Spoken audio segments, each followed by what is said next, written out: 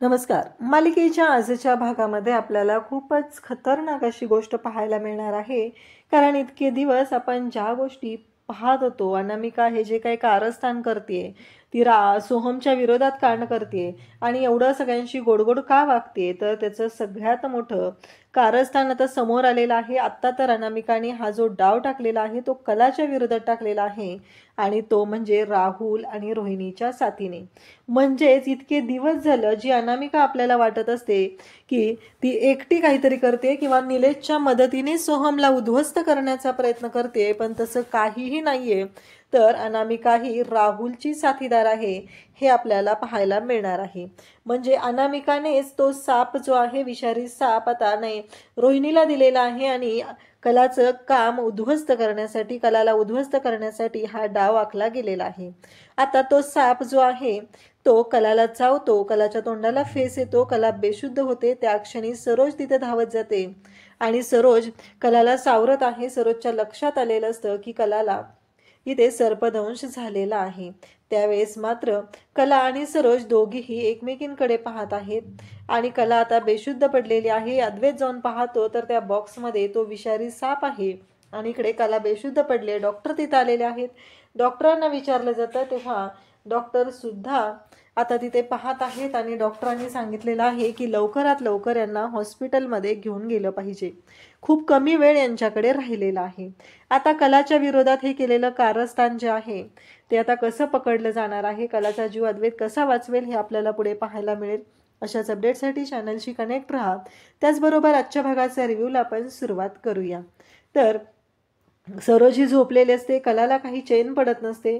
मग कला सरोजच्या रूममध्ये येते कारण कलाला काळजी वाटत असते. कला सरोजच्या रूममध्ये येऊन पाहते. कला सरोजचा पाय पाहते कारण तिला आठवत असतं की सरोजच्या पायाला कशा पद्धतीने लागलेला आहे, नैनाने ढकललेला आहे, ही गोष्ट सुद्धा कलाला माहिती असते. आणि मग कला सरोजच्या पायाला आलेली सूज पाहते कारण पेनकिलर घेतलेली असते, तरीही सरोजचा पाय मात्र व्यवस्थित झालेला नसतो. आणि मग कला किचनमध्ये येते कारण कलाने ठरवलेलं होतं की तो लेप बनवायचा आणि तो लेप इकडे सरोजच्या पायाला लावायचा. पण सरोजने मात्र सांगितलेलं असतं की नकोय मला, मी पेनकिलर खाईल, असं सरोजने सांगितलेलं असतं. आणि त्यामुळंच तो लेप आता कलाने तेव्हा बनवलेला नव्हता. पण कलाला जाणवत असतं की नाही, सरोज मॅडमच्या पायाला तो लेप लावणं खूप गरजेचं आहे. आणि म्हणूनच आता कला तो लेप बनवते आणि सरोजच्या रूममध्ये येते. सरोजच्या रूममध्ये आल्यानंतर कलाने तो लेप आणलेला असतो. तो लेप कला सरोजच्या पायाला लावते.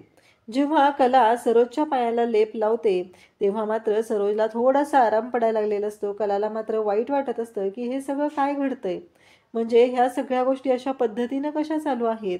कारण इकडे अद्वैत मात्र उठलेला असतो. अद्वैत म्हणत असतो की खरे कुठं गेलीये, खरे कुठं असेल, काय झालंय नक्की, खरे ठीक तर असेल ना, असे अनेक प्रश्न अद्वैतला पडलेले असतात. आणि अद्वैत मात्र कलाला तिथे शोधत असतो आणि कलासाठी तो उठतो, म्हणतो की नाही, नक्की मला कळत नाहीये की खरे कुठे गेलेली आहे, असं म्हणत अद्वैत कलाला शोधायला जातो. इकडे कलाने सरोजच्या पायाला लेप लावलेला असतो आणि त्यासोबतच सरोजच्या अंगावरती पांघरूनही घातलेलं असतं आणि कला लाईट बंद करते आणि आता तिथून जाऊ लागते. त्यासोबतच इकडे पाहायला मिळतं की अद्वैत शोधत असतो की किचनमध्ये आहे का. किचनमध्ये पण त्याला त्याची खरे दिसत नाहीये. तो म्हणत असतो की कुठे गेली असेल ही खरे. आणि येऊन एकदम दोघंही एकमेकांना धडकतात, दचकतात खूप, कारण अचानक रात्रीच्या वेळी कोण आलंय हा प्रश्न पडलेला असतो. कलाला तो विचारतो कुठे गेलेलीस, काय चाललेलं. तेव्हा कला म्हणत असते की अरे सरोज मॅडमचा पाय मुरगळलाय ना, तर त्यांच्यासाठी तो लेप बनवला होता, तो त्यांच्या पायाला लावून द्यायला गेले होते. तेव्हा अद्वैत म्हणतो आता इकडे कुठे चाललेस. तेव्हा कला म्हणते की ते आवरून घेते ना किचन मधला पसारा. अद्वैत म्हणतो की नाही, तू जा वरती रूममध्ये जाऊन झोप, आराम कर, मी आवरतो हे सगळं. तर कला म्हणते अरे हात तरी धुऊ दे. तेव्हा अद्वैत म्हणतो की नाही, वरती जाऊन हात धुऊ, कारण आता जर तू इथे हात धुवायला गेलीस ना तर तू तिथंच थांबशील आणि त्याचबरोबर पुन्हा इकडची कामं करत राहशील, त्यामुळं तू हात धुवायला पण जायचं नाही. आणि मग अद्वैतने कलाला वरती रूममध्ये झोपायला पाठवलेलं असतं आणि कला वरती येऊन झोपलेली असते. अद्वैत सगळं आवरून येतो आणि अद्वैत आवरून आल्यानंतर मात्र हे सगळं जेव्हा तो पाहतो तेव्हा त्याला भारी वाटतं की कला मात्र शांतपणे झोपलेली असते. तेव्हा मात्र अद्वैत म्हणत असतो की नुसती दिवसभर काम काम काम करत असते, हिचं काय चाललेलं असतं ना तेच कळत नाहीये मला, असं अद्वैतच्या डोक्यात आलेलं असतं. आणि अद्वैत मात्र हे सगळं बोलत असतो. तेव्हा मात्र कला आता रूममध्ये येऊन झोपलेली असते. अद्वैत वरती येतो आणि कलाच्या पायांकडे पाहतो. कलाच्याही पायांना सूज आलेली असते. दिवसभर काम तर आहेच आणि त्याचबरोबर ते मंगळागौरीचे एक्स्ट्राचे खेळ सुरू असतात. त्यामुळं आता अद्वैत कलाचे पाय चेपून द्यायला लागतो. अद्वैत खरं तर हे सगळं प्रेमाने करत असतो, पण कलाला या गोष्टीची सवय नसते आणि कला मात्र अद्वैतकडे तिथं तिला कळतच नाहीये की कोण आहे तिच्या पायांच्या जवळ. हा प्रश्न तिला पडलेला असतो आणि ती मात्र अद्वैतकडे पाहत नाही, काही नाहीये. धाडकन ती लात मारते. ज्या क्षणी कलाने लात मारलेली असते आणि त्या क्षणी अद्वैत मात्र आता खाली पडलेला असतो, कारण कलाने घाबरून लात मारलेली असते. कलाला माहीत नसतं की तिथे कोण आलेलं आहे आणि ती खूप घाबरलेली असते. ती उठते आणि म्हणते, चांदेकर कोण आलं होतं इथे, काय झालं होतं आणि तू असा उठून का बसलाय, तू झोपलेला का नाहीये. खरं तर अद्वैतला तो धक्का बसलेला असतो. अद्वैत मात्र शांतपणे उठून बसलेला असतो. कला मात्र त्याला प्रश्न विचारत असते. तेव्हा अद्वैत म्हणतो की खरंच मानलं तुला, म्हणजे तू ना गाढव आहेस, असं अद्वैत बोलू लागतो. तेव्हा कला म्हणते, काय आहे चांदेकर, काय चाललंय तुझं, म्हणजे हे सगळं काय बोलतोयस तू, असं अद्वैतला ती विचारू लागते. तेव्हा मात्र अद्वैत म्हणत असतो की हो, मी खरंच सांगत आहे, तू ना गाढव आहे, एक नंबरची गाढव आहेस. तेव्हा कला म्हणते, अरे पण माझ्या पायाच्या जवळ कोण होतं, काय झालं होतं, असं ती विचारू लागते. तेव्हा मात्र अद्वैत म्हणत असतो की तुला माहिती आहे का, मीच होतो, तुझे पाय चेपून देत होतो. तेव्हा कला हसू लागते. कला म्हणते, काय. तेव्हा अद्वैत म्हणतो, हो ना, एवढं दिवसभर काम करतेस ना, दमली असशील म्हणून तुझे पाय चेपून देत होतो. तेव्हा मात्र अद्वैतकडे पाहून कलाला खूप भारी वाटतं, पण कला अद्वैतला म्हणत असते, मग. तेव्हा मात्र अद्वैत म्हणत असतो की तू लात मारली, नशीब इथं गादी होती, माझी आई खाली पाय धरून बसलीये, तसं मलाही धरून बसायला लागलं असतं, माझीही तीच वाट लागली असती, असं कलाला तो सांगू लागतो. कलाला मात्र हसूच आवरत नसतं. कला मात्र अद्वैतचे गाल पकडते आणि त्याच्या गालाचा गालगुच्चा घेऊ लागते आणि तेव्हा म्हणत असते की किती क्यूट आहे, क्यूट आहे, असं म्हणत त्याच्याशी लढिवाळपणे बोलत असते. आणि तेव्हा मात्र इकडे अद्वैत म्हणत असतो की असं करत जाऊ नकोस तू बरं, असं तिला सांगत असतो, कारण अद्वैतला त्याचे गाल ओढलेले अजिबात आवडत नसतं. तेव्हा कला मात्र हे करत असते. त्याच वेळी इकडे पाहायला मिळतं की कलाला खूप छान वाटत असतं की अद्वैत तिची मनापासून एवढी काळजी घेतोय, तिच्यासाठी एवढ्या सगळ्या गोष्टी करतोय. हे पाहून कला मात्र जाम खुश झालेली असते. त्यासोबतच इकडे पाहायला मिळतं की कलाला आनंद झालेला असतो. कला खुश असते. कलाला एकतर धक्का एवढा बसलेला असतो की म्हणजे चांदेकरने माझे पाय चेपून दिलेत, ही गोष्ट तिच्यासाठी खूप मोठी असते, कारण अद्वैत हा कधीच काही करेल असं तिने स्वप्नातही विचार केलेला नव्हता आणि ज्या गोष्टी घडत असतात त्या मात्र कलाला खूपच भारी वाटत असतात.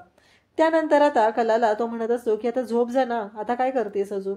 तेव्हा कला मात्र अद्वैतकडे पाहतच राहते आणि अद्वैतच्या कानात तिथे काहीतरी ती डिवचत असते. तेव्हा मात्र अद्वैत म्हणत असतो की काय चाललंय तुझं, म्हणजे कळतंय का तुला, झोप ना शांत तुझी तू, असं अद्वैत तिला सांगत आहे. कलाला मात्र खूप छान वाटत असतं. कला अद्वैतकडे पाहतच राहते आणि त्याचबरोबर अद्वैत मात्र चिडलेला असतो. अद्वैत म्हणत असतो की तुलाच कळत नाहीये का, असं म्हणत तिच्यावरती ओरडतो. तेव्हा मात्र कला अद्वैतला म्हणत असते की चांदेकर, आणि ती तशीच पाहते. इकडे आपल्याला पाहायला मिळतं की दुसऱ्या दिवशी सकाळी सरोज उठलेली असते. सरोजच्या मोबाईलवरती एक व्हिडिओ आलेला असतो, जो तिच्या सासूबाईंचा आणि तिचा असतो. वाढदिवसाचं अभिष्ट चिंतन. सरोजच्या वाढदिवसाची पार्टी असते आणि त्या वाढदिवसासाठी सरोजच्या सासूबाईंनी तिच्यासाठी जे काही केलेलं असतं ते सगळं त्या व्हिडिओमध्ये असतं. तेव्हा त्या म्हणालेल्या असतात की अशीच कायमस्वरूपी खंबीर राहा, त्याचबरोबर कोणत्याच गोष्टीतून माघार घेऊ नकोस, आणि त्याचवेळी त्याच्यात असं म्हटलेलं असतं की कुठलंच काम अर्धवट सोडू नको. तुझी ही जिद्द चिकाटी खरंच पाहण्यासारखी.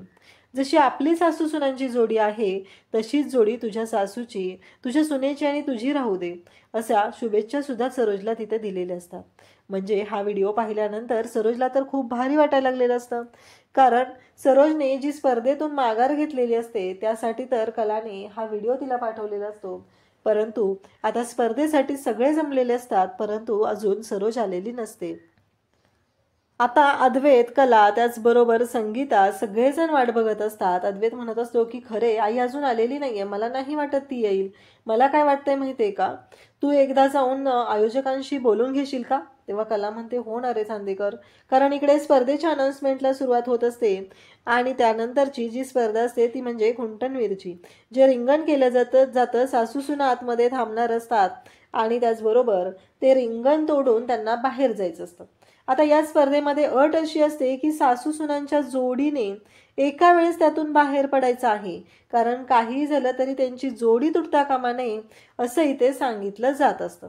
आणि त्याचवेळी अद्वैत कलाला म्हणत असतो की अगं खरे, आई अजून आलेली नाहीये, म्हणजे मला कळत नाहीये की आईला एवढा वेळ का लागतोय, ती यायला पाहिजे ना. आणि त्याचबरोबर इकडे अद्वैत म्हणत असतो की तू आयोजकांशी एकदा बोलून घेशील का, जा बरं तू आयोजकांशी बोलून घे आणि विचार त्यांना काय झालेलं आहे, काय एवढं म्हणजे आईच्या बाबतीत सांगून घे त्यांना, असं तो सांगत असतो. कला मात्र विचार करत असते. कला म्हणत असते की हो चांदेकर, हे तर आपल्याला करावं लागणारच आहे. आणि तेव्हा मात्र कला आता आयोजकांकडे येते आणि तिथे त्यांना या सगळ्या गोष्टी सांगू लागते. तेव्हा मात्र सरोज आता समोरून आलेली असते आणि तिला सरोज कलाला म्हणते की कोण म्हटलं तू एकटी खेळणार आहेस, अगं तुझी सासू आहे ना. आणि खंबीरपणे आता सरोज तिथं आलेली असते आणि अगदी पाय तिचे व्यवस्थित झालेले असतात. तिचा जो पाय मुरगळलेला असतो तोही कमी झालेला असतो, कारण कलाने जो लेप दिलेला आहे त्या लेपचा चांगलाच फायदा झालेला असतो. आता सरोज आलेली असते तेव्हा मात्र रजनीला खूप आनंद झालेला असतो. म्हणजे आता काल सरोजने तर सांगितलेलं होतं की मी येणार नाही, आता सगळ्यांनाच काळजी वाटायला लागलेली असते की सरोज येणार नाहीये, मग आता पुढे काय करायचं, आणि सरोज नाही आली तर ही स्पर्धा, असा प्रश्न पडलेला असतो. पण अचानक सरोजने एंट्री घेत सगळ्यांना खुश केलेलं असतं. परंतु रोहिणी, नैना यांची तोंड मात्र पाहण्यासारखी झालेली असतात. त्यांना ही गोष्ट अजिबात आवडलेली नसते. कला मात्र म्हणत असते की सरोज मॅडम, खरंच सरोजला पाहून कलाला खूप आनंद झालेला असतो. कला म्हणत असते की खा. आणि त्याच वेळी आदेशजी तिथं बोलतात की खरंच म्हणजे सासूबाई हजरजबाबी सुद्धा आहेत, अगदी वेळेवर आलेल्या आहेत त्या, असं म्हणत आता पुढच्या राऊंडला सुरुवात केली जाते. पुढचा राऊंड असतो तो म्हणजे कुंटन मिरचीचा. तर या खेळामध्ये पहिल्यांदा खेळायला आलेले असतात त्या म्हणजे नैना आणि त्याचबरोबर रोहिणी. त्या दोघी जणी खेळत असतात. आता ही साखळी तोडायची असते आणि त्या साखळीतून त्यांना दोघींना एकदम बाहेर पडायचं असतं. पण या खेळातून मात्र त्या दोघीही बाहेर पडू शकत नाहीत, कारण त्यांनी कितीही त्यातून बाहेर पडण्याचा प्रयत्न केला तरीही ही साखळी काही त्यांना तोडता येत नसते. त्या दोघी त्यात बाद होतात. आता पुढचा राऊंड असतो तो म्हणजे अनामिका आणि रजनी यांचा. त्या दोघी जणी आता खेळायला तिथं सज्ज झालेले असतात, परंतु त्यांनाही तो खेळ काही केल्या जमत नसतो. सगळेजण छान चीअर करत असतात आणि त्याचबरोबर आता अनामिका आणि रजनी सुद्धा या खेळातून आऊट होतात. म्हणजे आता पहिल्यांदा आऊट झालेले असतात त्या म्हणजे रोहिणी आणि त्याचबरोबर नैना. आता अनामिका आणि रजनीही आऊट होतात. त्यानंतर आता पुढचा राऊंड असतो आणि त्या राऊंडमध्ये खेळल्या जात असतात त्या म्हणजे सरोज आणि कला. सरोज आणि कला खेळायला सुरुवात करते आणि त्याचबरोबर आता त्यांनाही दोघींना ही साखळी कशी तोडायची हा प्रश्न पडलेला असतो. परंतु एकदम कला आणि सरोज दोघी जणी हात पकडतात. कला एका बाजूला खेचते, सरोज एका बाजूला खेचते, परंतु त्या दोघीही भांडायला सुरुवात करतात. सरोज म्हणते तुला कळत नाहीये का, तिथली साखळी तुटत होती ना, तिथून जाव्या म्हटलं होतं ना मी तुला, पण ऐकायचंच नाहीये तुला. कला म्हणते अहो पण इकडून रस्ता होता ना जायला, म्हणून तर मी इकडून जाण्याचा पर्याय शोधलेला होता. असं दोघींचंही बोलणं चाललेलं असतं. तेव्हा मात्र आदेशजी सगळेजण तिथं पाहत असतात आणि या दोघींमध्ये कडाक्याचं भांडण सुरू झालेलं असतं. रोहिणी म्हणत असते की खरंच आता मजा येणार आहे, आता खऱ्या अर्थाने सगळी मजा असणार आहे. आणि त्याचबरोबर आता ह्या दोघी जणी ज्या भांडत आहेत ना ते मात्र पाहण्यासारखं आहे, असं इकडे रोहिणीचं बोलणं चाललेलं असतं. तेव्हा मात्र कलाला सरोज म्हणत असते तुला किती वेळा सांगितले, ऐकायचंच नाहीये ना, पण तुला मी जे काय करते, जे काय मला जाणवते ते मी सांगते, पण तुला ते ऐकायचंच नाहीये, तुला तुझंच खरं करायचं आहे, असं म्हणत दोघी जणी जोर जोरात नुसत्या भांडत असतात. सगळेजण मात्र पाहत असतात. इकडे संगीता म्हणत असते की अगं कले काय चाललंय तुझं, बंद कर हे भांडण, असं संगीता तिला सांगत असते. पण कला आणि सरोज मात्र भांडायच्या थांबतच नसतात. त्या दोघी जोरात भांडत असतात. सरोज तर अक्षरशः कलाच्या अंगावर जाते की काय, अशा पद्धतीने त्यांचं भांडण हे सुरू झालेलं असतं. आणि संगीता मात्र इकडून ओरडून सांगत असते की अगं बंद करा, पण या दोघींचं मात्र भांडण थांबतच नसतं. तेव्हा मात्र इकडे पाहायला मिळतं ते म्हणजे की आता कला आणि सरोज दोघी एकमेकींकडे भांडत आहेत. त्याचबरोबर दोघींचंही लक्ष असतं कुठली साखळी तुटत चाललेली आहे. आणि कला सरोजला तिथे डोळा मारते आणि डोळ्याने खुणवते की चला चला सरोज मॅडम असं म्हणत तिने सरोजला आता तिथे खुणवलेलं आहे. आणि दोघी तिथून बाहेर येतात. हार घेऊन आलेले असतात आणि तो हार येऊन अद्वैतच्या गळ्यात दोघींनी घातलेला असतो. तेव्हा मात्र आता आदेशजी तिथे जाहीर करतात की ही स्पर्धा जी आहे ती सरोज चांदेकर आणि कला चांदेकर यांच्या जोडीने जिंकलेली आहे. म्हणजे खऱ्या अर्थाने हा खेळ कसा खेळायचा हे सरोज आणि कलाने दाखवून दिलेलं असतं. आणि नैना आणि त्याचबरोबर रोहिणी यांची तोंड मात्र त्यांच्या तोंडात काहीतरी चप्पल वगैरे मारली की काय अशा पद्धतीची झालेली असतात. कारण त्यांना विश्वासच बसत नसतो की हे असं काहीतरी करता येईल आणि अशा पद्धतीने या बाहेर पडतील.